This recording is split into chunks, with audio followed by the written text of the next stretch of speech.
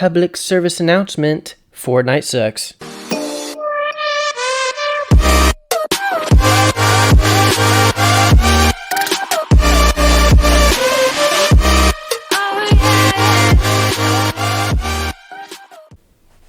Hello, it's me. We don't have a clapper. The clapper is back, baby! Darth Pascal's been running the first-person shooter series, and he thought it was time for me to chime in. See, what happened was he was looking back at all the potential games we could do, which led to him choosing Black. Since I've never played, he wanted me to do this, just to have some fresh eyes on the game. Now, because this game came out so long ago, I must think like I did 20 years ago, and mentally put myself in that time period. Yes, I'm that old. No, I'm not that old. This was a challenge for some parts, and you'll see why. The topics I will cover are gameplay, atmosphere, story, and legacy. Now, as my instructor in yoga says, Namaste. Thank you for coming to experience this journey with us. Starting with the gameplay, Black was one of the best for its time. It's hard to compare it to some games, especially from this generation, but to put yourself in a simplified mindset, you can see why people love this game. There are a large loadout of guns present in the game.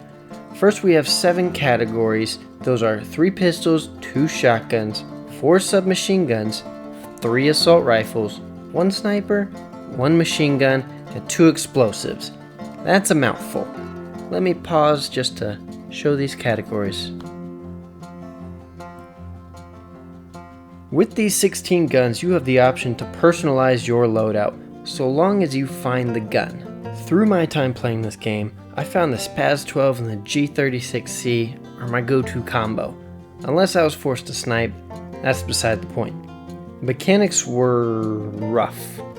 I had some extreme trouble hitting anything.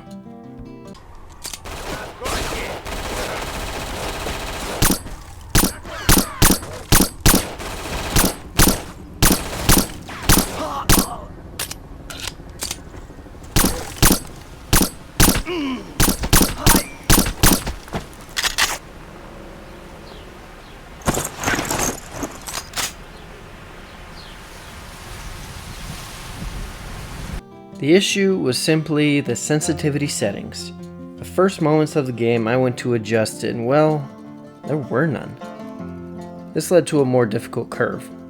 On a few occasions, there was the case of a stealth-based mission.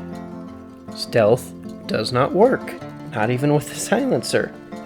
Also, it took some time to learn, but unless you had the skill to make headshots, stick with the shotgun. Also, if you hit a guy with a mask, double tap.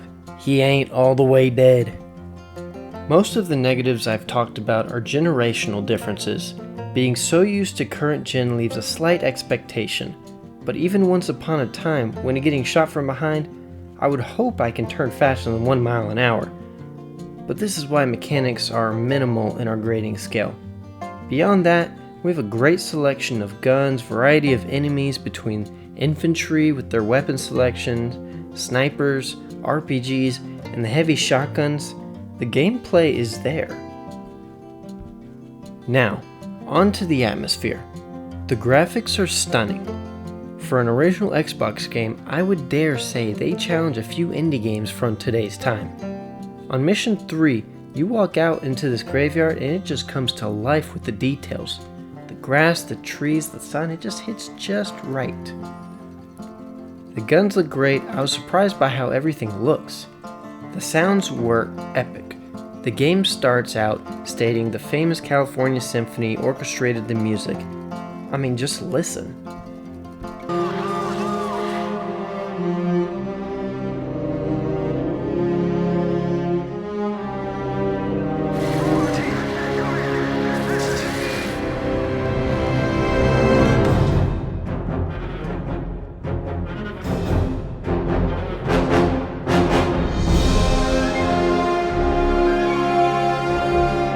I mean, you turn on the game and you hear that, you feel like you're in for an epic game. Each mission looked and felt different. This was a captivating game for its time. And even today, it'll surprise you. Now without spoilers, let's talk story. Like I said with the music, you felt as if you were in for an amazing time. The story was written by a crew, so this was meant for a serious story as the focus. The cutscenes gave a vibe as if it was a movie. The missions were unique with a new vibe on each one. I felt ready every start due to the detail of the cutscene. The one issue I had was the clarity of the objectives. There's no markers, no map, and the only thing to go by is listening to the characters talk, which is far and few between, especially when it gets lost in the noise of the battle. Most maps are large, thus eliminating a clear path. Besides that, the whole story was well put together, and I loved it. Needless to say, the legacy that this game leaves is to invest in writers to create an original and creative story, as well as epic music to go along with. Those are really the only things I see carried into first-person shooter games on through today. Overall, this game was iconic for first-person shooter games back in the early 2000s.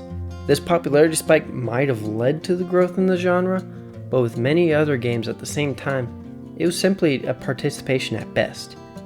With all the good and the bad, I would have to place this game at the bottom of our current list. You can say this is due to a lack of multiplayer features, but I tried to keep that stuff off of the comparison. We appreciate all the support of our fans. New people, drop a like, sub, maybe even a comment. Join the Sun's Army. Time to clap off.